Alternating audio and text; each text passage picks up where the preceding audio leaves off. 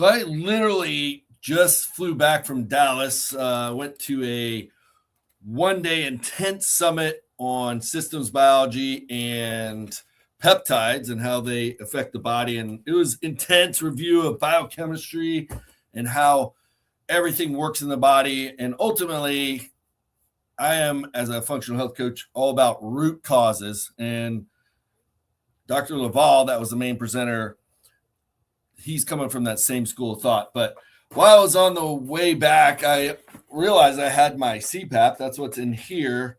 And I thought it would be a great opportunity to kind of demystify using these things, especially for you guys out there. But I want to circle it all into metabolic function, how sleep affects a lot of the root causes. And if you're doing all the right things, you're eating right, you're exercising, you're watching how many calories you're trying to move, and maybe you've been using peptides like GLP-1s, tirzepatide, and semaglutide being the big two, and liraglutide was generation one, and you're doing all those things and you're still not losing weight, I would be willing to put a lot of money on that cortisol dysregulation is probably to blame. And what are the two things that affect cortisol and how it should work in the body and when it gets going haywire?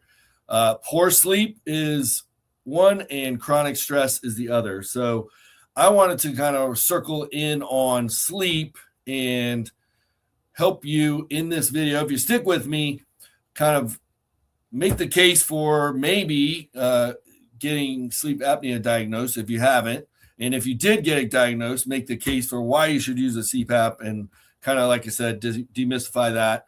But also tie in Health Made Simple, kind of what I learned during this intense summit really boils down to making health simple. So I'm Coach Matt O'Brien. I'm the founder of Triumph Functional Training. I'm a board certified health and wellness coach.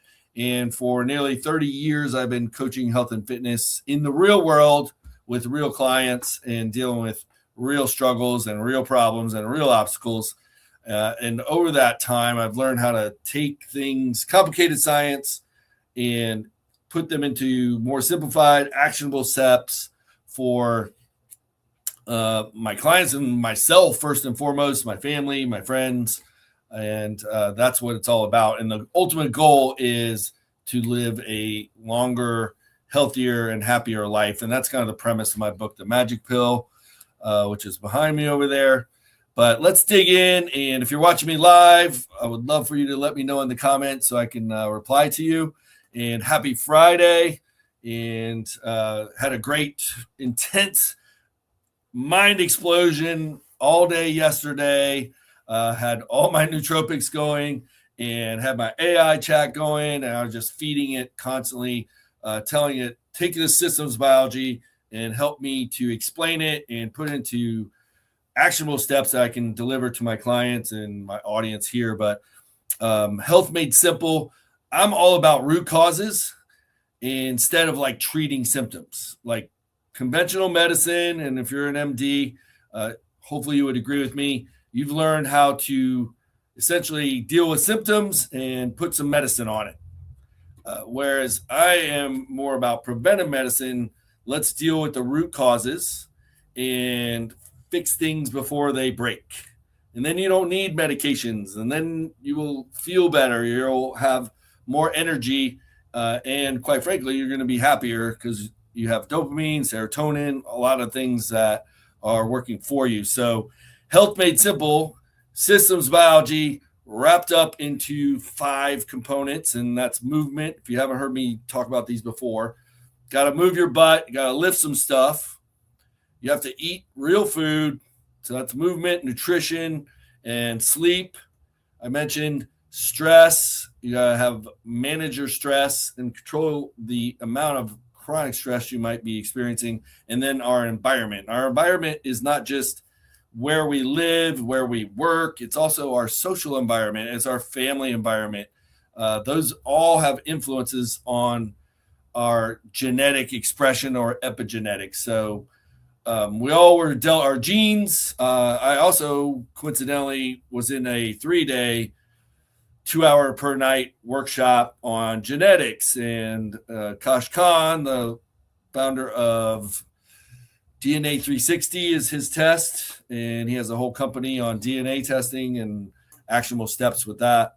But our DNA is basically our genetic blueprint, and our outcomes or things we experience, we can't blame our genes on, because 85% of our outcomes are really based on our lifestyle choices and those Health Made Simple components I just mentioned. So more on that. I'm going to be doing more edutainment and helping get the word out, but let's talk about systems biology just in a nutshell. Basically, it's what affects everything, all how our cells communicate, how hormones and enzymes and our biochemistry all work in this amazing machine that is us. And I don't know what your faith is, but I know I believe in God's perfect design. And it's just amazing the more I've studied systems biology and how everything works. But James Laval, the presenter on this summit, was really created the term metaflammation, or metabolism or metabolic health combined with inflammation is the root cause of most diseases, stroke, cancer, heart disease, Alzheimer's, diabetes, and the list goes on, and autoimmune disorders. So these are largely when things stop working properly, bad things start to happen. So that's why if we address the root causes by our lifestyle choices, hopefully we're going to prevent those downstream things from happening. So I like to say, it's in my book too, an ounce of prevention is worth more than a pound of cure. So what does that mean? It means it's way better and way more effective to prevent something bad from happening than trying to treat something bad that happens. It's usually you're just delaying the inevitable if you get to that point. But if you prevent the problem from happening in the first place, and that's why I have made it my life, my passion, my profession to be a functional health coach and help people prevent that. So I wanted to focus specifically, and I created while I was on the flight back some topics that I'm going to be presenting over the next couple of weeks and ongoing to break down the different components of systems biology and Health Made Simple. Again, those are movement, nutrition, sleep, stress, and our environment. And in the movement field, you got to move to make your mitochondria work, and you got to lift some stuff to build and protect your muscle, because that is our metabolic glucose sponge that just makes our everything else work better. So I've always been an advocate for resistance training, and that's why I say strong is young and movement is the magic pill. So that being said, I want to address the elephant in the room, which, if you don't know what this is, if you haven't seen them on top of people's carry-on bags like I had today, this is a medical device called a CPAP. So basically creates pressurized air to keep your airways open. But I want to talk about why chronic poor sleep. There's a lot of cases, like everybody's probably heard that high blood pressure is the silent killer. I would also say poor sleep or sleep apnea specifically is also a silent killer, because a lot of times it goes either undiagnosed or it's been diagnosed, and especially us guys like to say, we come up with justifications of why we don't want to use our CPAP. So I'm hoping to break through to some of you today or whenever you watch this to make the case of why it is absolutely worth the trouble and the effort to get used to using your CPAP. And if you're just adamant about not using a device that is going to push airway through your nose or your mouth, or in my case, both, I use a full face. This is my Darth Vader impression. At least my kids think that. But if you're using this and you're all the way over your nose and mouth, and I'm messing things up here, it's kind of like your Darth Vader. At least that's what I tell my kids. But a lot of people are like, oh, I thought when I was like, how am I going to go to the bathroom at night, which I usually do at least once now. But this thing pops right off, and you just keep your mask on and you clip it back on when you get back to bed. And the hose is really long. So if you're a tosser turner, which that will improve if you stop your sleep apnea, there's plenty of room to roll around on your bed. And even if you have a master super king fortress of a bed. So it's really well designed. The technology's gotten really good. And I love it because something you may not be thinking about when you have this mask and a forced airway, you can literally be under the covers, hide yourself from the world, and have that air coming in. So sometimes that is a nice feature of having it. Whereas if you didn't have it, you kind of suffocate when you go under the covers. But I have a long list of what the effects of poor sleep. I'm not going to go through all those, but relative to systems biology and metaflammation or metabolic dysfunction, sleep is so critical, not just quantity, but also quality. And a proper amount of sleep, if you want to know how much you should be getting, 7 to 9 hours is kind of the party line. But ultimately, like minimal effective dose, if you take the time to track your sleep with an Apple Watch, an Oura Ring, a Fitbit, or I have this new Hume band on right now that I'm demoing right now, it will break down using light diode technology and gyroscopes and all kinds of tech to determine your slow wave or deep sleep and your REM sleep and your light sleep. Most of the sleep throughout the nights can be light, but you cycle through deep and REM. Both of them are important. And like I said, if you track it, minimal effective dose, you want to have at least an hour of deep sleep. That's your recovery. And you want to get an hour of REM sleep, like cumulative for the night. So like I said, you're going to go through these cycles. Usually a good uninterrupted sleep cycle is 90 minutes. But discovering that that's not happening is going to be the first step to possibly figuring out if you potentially have sleep apnea. So I always have my clients, if they're willing, to do some type of sleep tracking for 10 days. And if they don't have any kind of tracking device, a Fitbit they can get for $85 typically will do the job. And if they constantly seeing interrupted sleep cycles, then that's usually a good sign or a predictive sign of sleep apnea or some other issue going on. It could be a spouse with sleep apnea or a spouse that is snoring or children in the bed or pets in the bed. If those are constantly breaking up your sleep cycles and you're not getting those minimal effective doses, it will absolutely age you faster. It's causing that metaflammation or speeding the rate of aging by affecting your metabolic health. So if you want to live a long, healthy, functional life, if you want your metabolism to work properly, and if you're doing all the right things and you want your body and your fat burning and your metabolism to respond correctly, then sleep is the foundation. I put it at the foundation of my health model. So it's like the house lives on the foundation, that's sleep. And then we have our pillars of movement and environment and nutrition that are kind of holding up our house. And then managing our stress or the environment is kind of the roof on that house.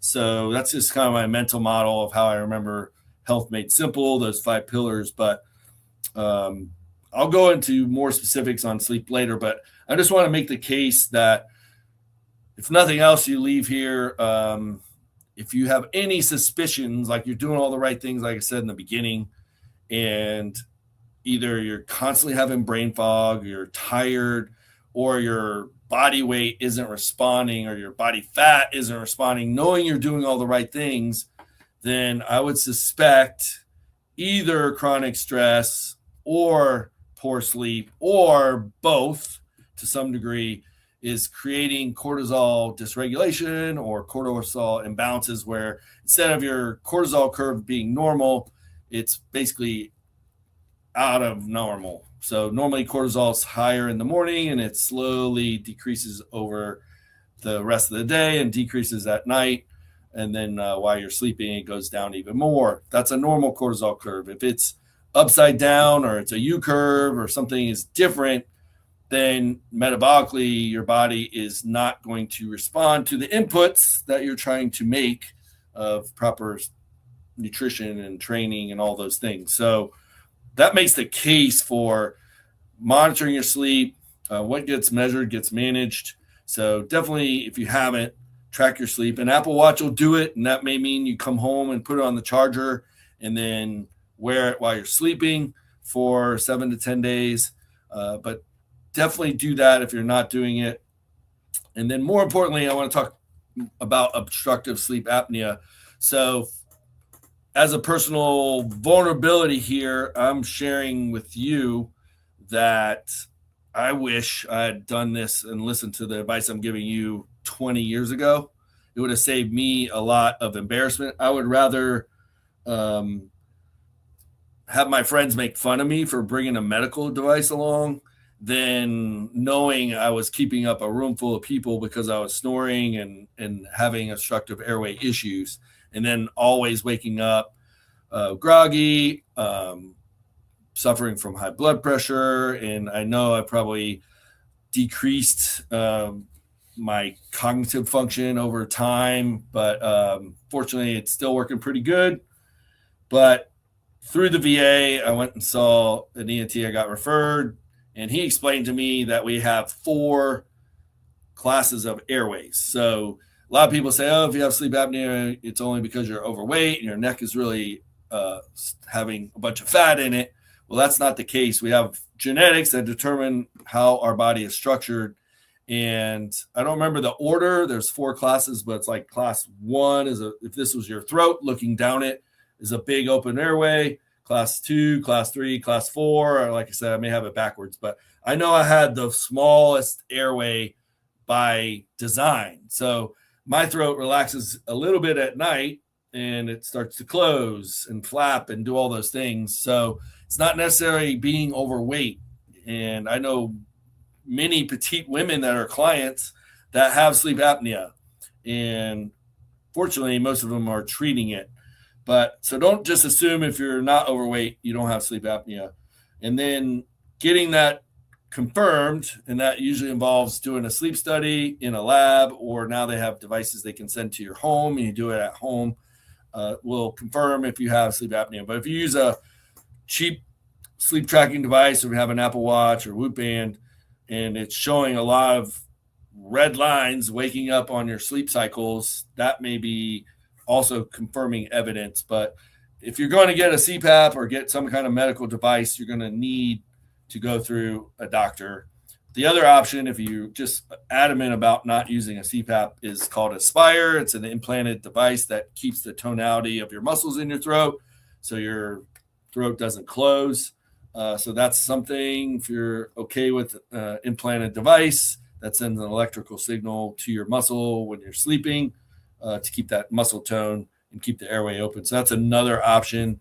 I've tried the devices where it's like a mouthpiece and it shifts your jaw forward to keep the airway open. Just be careful of the marketing. If you're watching online, they're going to make all the cases of why their device is so magical and amazing and try to discredit some of the other devices, particularly the CPAP. I know the evidence on CPAP is strong and confirmed, and personally, I know it works, keeps the airway open. But my personal experience with the jaw mouthpieces was it literally is pushing on my bottom teeth to push my jaw out. And I was thinking, if I keep wearing these things, I'm going to need braces because my teeth are going to be pushed out. It's like a reverse retainer. So just something to consider. But that being said, like fixing it and allowing more oxygen to the brain and your tissues by not having that airway close off, your oxygen saturation will fall if you don't. It's just going to be life-changing in terms of cortisol regulation, blood pressure, and metabolic health in general. So hopefully that makes the case by using a CPAP, or if you don't need one, for a lot of us, it's just proper amount of sleep, the sleep environment, the quality of our sleep, cold, dark environment, no distractions. Try to get off of technology at least an hour before bedtime, and try not to eat 2 hours before bedtime. And those are just some sleep environment things that you must do or you have to do. I mean, it's a free country. You can do whatever you want.